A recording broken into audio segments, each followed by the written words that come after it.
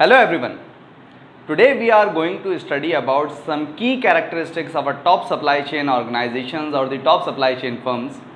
देखें किसी भी कंपनी को, किसी भी ऑर्गेनाइजेशन को, किसी भी फर्म को अच्छा या बुरा उसका ह्यूमन रिसोर्स बनाता है।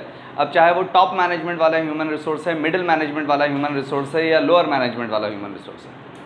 टॉप मैनेजमेंट वाला ह्यूमन रिसोर्स एक तरह से आपको विजन प्रोवाइड करता है, एक तरह से आपको डायरेक्शंस प्रोवाइड करता है, और इसी तरह मिडिल मैनेजमेंट वाला जो ह्यूमन रिसोर्स है वो प्लानिंग्स और इम्प्लीमेंटेशंस जैसे टास्क जो है वो परफॉर्म करता है।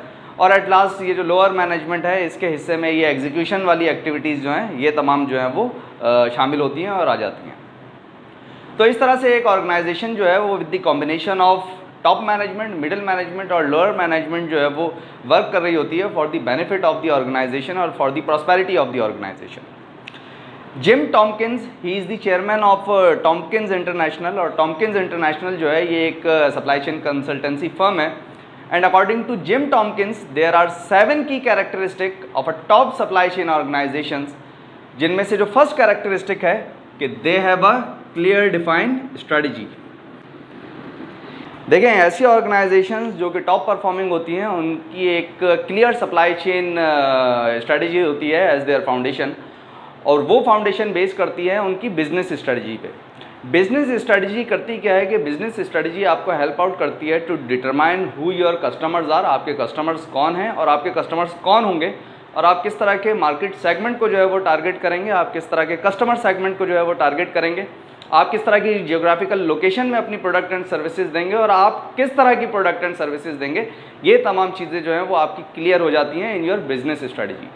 और सप्लाई चेन स्ट्रेटजी आपको हेल्प आउट करती है to design a framework of resources जो कि आपको चाहिए होंगे, चाहे वो मैकेनिकल रिसोर्स है, चाहे वो टेक्नोलॉजिकल रिसोर्स है, चाहे वो ह्यूमन रिसोर्स है, चाहे एनर्जी से रिलेटेड रिसोर्स है, या उसके अलावा भी अगरचे तो कोई रिसोर्सेज हैं जो कि नेसेसरी हैं for the supply chain management.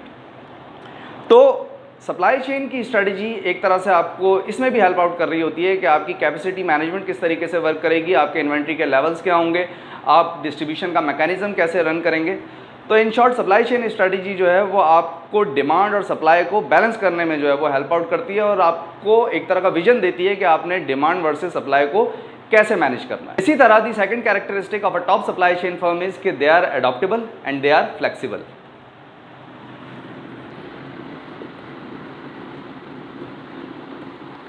देखें ऐसी ऑर्गेनाइजेशंस जो कि टॉप परफॉर्मिंग होती हैं उनका एक की कैरेक्टरिस्टिक ये है कि जो भी ऑर्गेनाइजेशन होती है वो एडॉप्टेबल भी होती है और फ्लेक्सिबल भी होती है।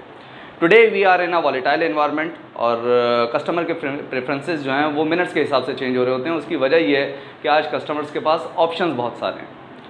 यही वजह है कि फिर ऑर्गेनाइजेशंस एडॉप्टेबिलिटी पे वर्क करती हैं, वो फ्लेक्सिबिलिटी पे वर्क करती हैं। फॉर सपोज अगर आपकी ऑर्गेनाइजेशन जो है वो ओमनी चैनल की फ़िलासफ़ी फॉलो करती है और अपने कस्टमर्स को मल्टीपल चैनल्स प्रोवाइड करती है कि इधर चाहे वो ऑनलाइन परचेज़ करें, चाहे वो ऑन साइट परचेज़ करें, चाहे वो वेब के थ्रू परचेज़ करें, चाहे वो एप्लीकेशन के थ्रू परचेज़ करें, दे विल बी फैसिलिटेटेड।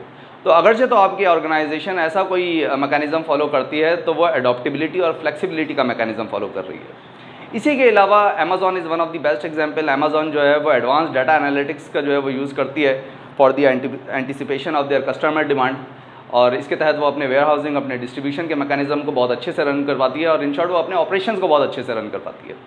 इसी के साथ साथ अमेज़ॉन के जो वेयर हाउसेज हैं उनमें रोबोट्स का जो है वो यूज़ किया जाता है और इसके अलावा भी इनोवेटिव टेक्नोलॉजीज़ का यूज़ किया जाता है, जिसके तहत वो ऑर्डर बुकिंग, ऑर्डर प्रोसेसिंग और ऑर्डर शिपिंग जैसे जो फंक्शंस हैं उन्हें काफ़ी फास्ट जो है वो परफॉर्म कर पाते हैं और मार्केट में कम्पीट कर पाते हैं।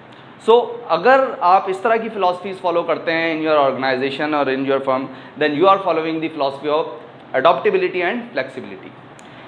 The third key characteristic of a top supply chain organization is that they are transparent and they have a culture of accountability to their customers.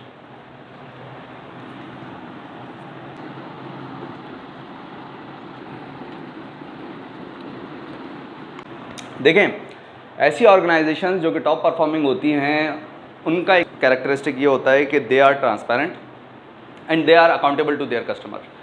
Transparency और अकाउंटेबिलिटी करती क्या है कि ये एक तरह का ब्रिज जो है वो बिल्डअप कर देती है between a company and the customer. Apple काफ़ी फेमस है अपनी इनोवेटिव प्रोडक्ट्स को लेके, और एप्पल सिर्फ इसीलिए फेमस नहीं है बल्कि वो अपनी सप्लाई चेन के लिए भी फेमस है और अपनी सप्लाई चेन की ट्रांसपेरेंसी के लिए भी जो है वो फेमस है। एप्पल सप्लायर रिलेशनशिप रिपोर्ट जो है वो शेयर करता है और ये रिपोर्ट पब्लिकली भी जो है वो अवेलेबल होती है और जिसके तहत वो अपने सप्लायर के प्रोसेसेस, अपने मैन्युफैक्चरिंग के प्रोसेसेस और अपने बिजनेस एथिक्स से रिलेटेड जो इन्फॉर्मेशन है वो शेयर करता है। और ये रिपोर्ट ना सिर्फ एप्पल की ट्रांसपेरेंसी को जो है वो एक तरह से जाहिर कर रही होती है, बल्कि जो आने वाले न्यू सप्लायर्स हैं उनके लिए भी एक तरह से स्टैंडर्ड जो है वो सेट कर रही होती है कि अगरचे तो किसी सप्लायर ने एप्पल जैसी ऑर्गेनाइजेशन के साथ वर्क करना है, then the organisation is bound to follow all the rules and regulations और all the standards which are set by the Apple. तो और इसी तरह अकाउंटेबिलिटी को फॉलो करते हुए एप्पल वर्क फोर्स जो है, जो लेबर राइट्स हैं उनसे रिलेटेड भी जो है वो वर्क करती है फॉर देयर सप्लायर। और अकाउंटेबिलिटी को मद्देनज़र रखते हुए they have strong audits for their supplier factory as well. So इस तरह से एक ऑर्गेनाइजेशन जो है वो टॉप परफॉर्मिंग ऑर्गेनाइजेशन बनती है जब वो ट्रांसपेरेंसी और अकाउंटेबिलिटी अपने फंक्शंस में और अपने मेथड्स में और अपनी ऑर्गेनाइजेशन में जो है वो इम्प्लीमेंट कर रही होती है। Another key characteristic according to Jim Tomkin is कि ऐसी ऑर्गेनाइजेशन जो कि टॉप परफॉर्मिंग होती हैं they have a philosophy of continuous improvement.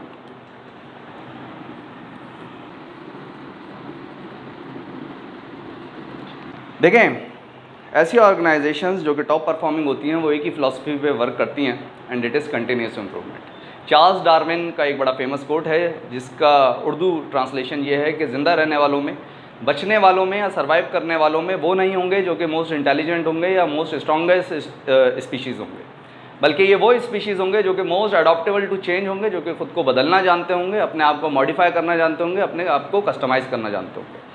तो आज ऑर्गेनाइजेशंस जो कि टॉप परफॉर्मिंग ऑर्गेनाइजेशंस होती हैं वो अपने प्रोसेसेस को, अपने मेथड्स को, अपने प्रैक्टिसेस को जो है वो चेंज करती हैं according to market condition, according to customer preferences, according to the circumstances.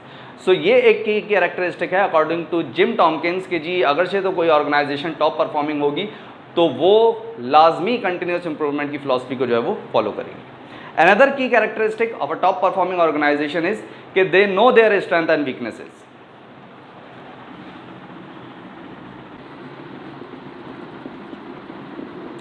देखिए, ऐसी ऑर्गेनाइजेशंस जो कि टॉप परफॉर्मिंग होती हैं वो बेंचमार्किंग का यूज़ करती हैं इन देयर ऑर्गेनाइजेशंस। और बेंचमार्किंग के तहत वो करती क्या है कि वो अपने स्टैंडर्ड्स को कंपेयर करती हैं with the other organisational standards ताकि वो बेस्ट प्रैक्टिसेस को जो है वो इम्प्लीमेंट कर सकें अपनी ऑर्गेनाइजेशन में। बेंचमार्किंग का एक सबसे बड़ा बेनिफिट ये होता है कि आप एक तरह से कॉम्पिटिटिव एज जो है वो हासिल कर पाते हैं इन योर कॉर्पोरेट सेक्टर। और ना सिर्फ कॉम्पिटिटिव एज हासिल कर पाते हैं बल्कि जो इनोवेटिव प्रोडक्ट्स हैं, इनोवेटिव मेथड्स हैं, इनोवेटिव प्रैक्टिसेस हैं उन्हें भी जो है वो फाइंड कर पाते हैं और उन्हें भी डिस्कवर कर पाते हैं।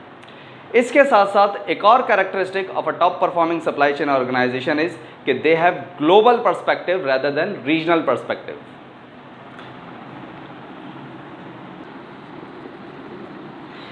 देखें, ऐसी ऑर्गेनाइजेशंस जो कि टॉप परफॉर्मिंग होती हैं उनका जो फोकस होता है और उनका जो पर्सपेक्टिव होता है वो ग्लोबल होता है रेदर देन रीजनल। और इस तरह का पर्सपेक्टिव रख के और इस तरह की अप्रोच रख के एक ऑर्गेनाइजेशन अपने आप को लिमिट होने से बचा लेती है। ग्लोबल पर्सपेक्टिव रख के और ग्लोबल फोकस रख के एक ऑर्गेनाइजेशन ग्लोबल टैलेंट को जो है वो एक्वायर कर पाती है, अपनी कॉस्ट को जो है वो रिड्यूस कर पाती है, अपनी ऑपरेशनल एफिशिएंसी को बढ़ा पाती है, अपने इनोवेटिव प्रोडक्ट्स को जो है वो हासिल कर पाती है। हम अपनी सराउंडिंग्स में डिफरेंट एग्जांपल्स देखते हैं like Apple, HP, Dell, Samsung, Nokia. They all have global perspective and they all have global focus जिसके तहत वो मल्टी नेशंस में और मल्टी कॉन्टिनेंट्स में जो है उनके ऑपरेशंस जो हैं वो बेस करते हैं। सो ये भी एक की कैरेक्टरिस्टिक है एक top performing supply chain organisation का अकॉर्डिंग टू जिम टॉमकिंस। एक और की कैरेक्टरिस्टिक है and it is the last key characteristic of a top performing supply chain organisation and it is कि they have end to end perspective of their supply chain और वो supply chain को as a system देख रही होती है। देखें, supply chain एक सिस्टम का नाम है, सप्लाई चेन किसी प्रोसेस का नाम नहीं है, सप्लाई चेन किसी मेथड का नाम नहीं है, सप्लाई चेन किसी प्रोसीजर का नाम नहीं है। For suppose if you want to go from one place to another place and you have a car, तो उस कार के लिए ज़रूरी है कि उसकी हेडलाइट्स बहुत अच्छे से वर्क करनी चाहिए, उसका इंजन बहुत अच्छे से वर्क करना चाहिए, उसका जो टायर्स हैं वो बहुत अच्छे से वर्क करने चाहिए। ये तमाम कंपोनेंट्स अच्छे से वर्क करेंगे then it will be easy for you to go from one place to another place.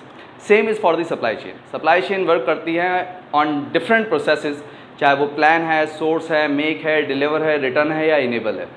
ये तमाम प्रोसेसेस एक साथ वर्क करते हैं और ये एक साथ को रिलेट कर रहे होते हैं और इंटीग्रेट कर रहे होते हैं। और जो टॉप ऑर्गेनाइजेशंस हैं या जो top performing supply chain organisations हैं वो सप्लाई चेन को एक हेलीकॉप्टर व्यू में देख रही होती हैं। वो इन तमाम प्रोसेसेस को फ्रैगमेंट करके कभी भी नहीं देखती और उनका फोकस इन तमाम प्रोसेसेस पे एक साथ होता है और अगरचे तो वो इम्प्रूवमेंट्स करती हैं तो इन तमाम प्रोसेसेस में एक साथ करती हैं। तो this was all about the 7 key characteristic of a top supply chain organisation according to Jim Tomkins. और आई होप कि आज की वीडियो से भी आपने कुछ ना कुछ ज़रूर समझा होगा। और इस टॉपिक से रिलेटेड अगरचे तो आप कोई वैल्यू ऐड करना चाहें या इस टॉपिक में अगर आपको कोई क्वेश्चन हो then you are welcome in the comment section.